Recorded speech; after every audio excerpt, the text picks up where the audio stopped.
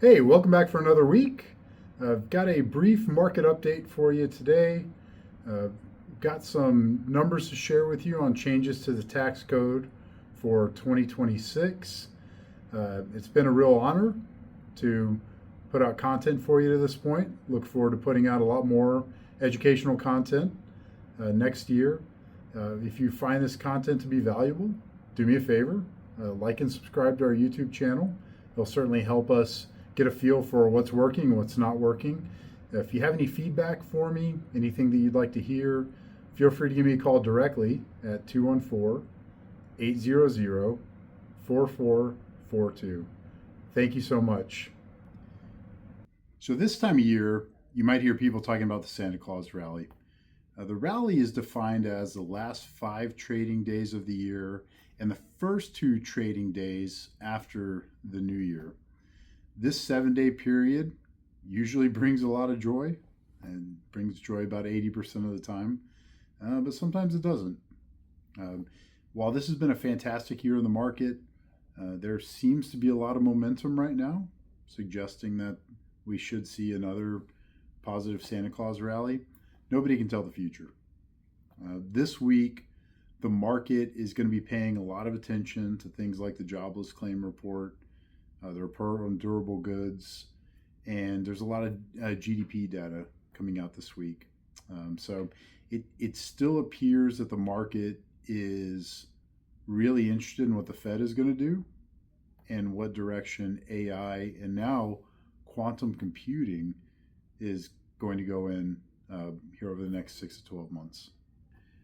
Anytime there's a presidential election, one of the primary topics that people are most interested in is what is the new Mr. or Madam President going to do with taxes?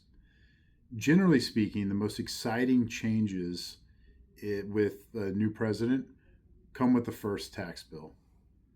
For President Trump, that was the One Big Beautiful Bill Act, which is a mouthful. It's kind of hard to say.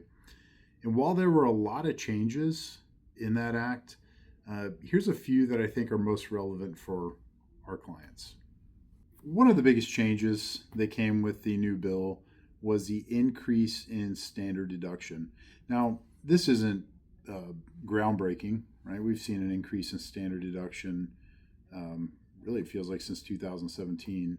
But just so you know, for the tax year 2026, if you're filing jointly, the new standard deduction is $32,200. And if you're filing single, the new standard deduction is $16,100.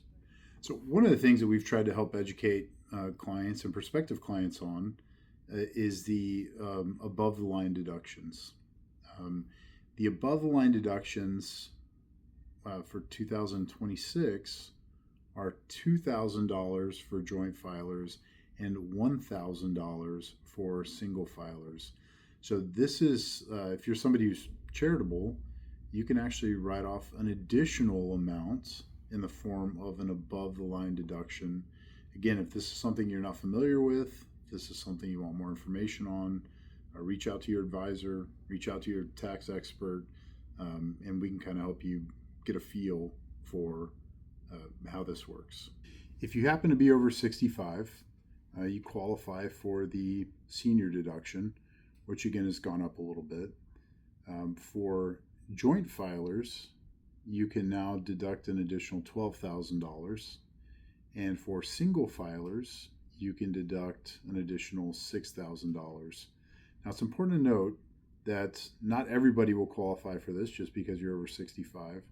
There is a phase-out period that begins at $150,000 for joint filers and $75,000 for single filers.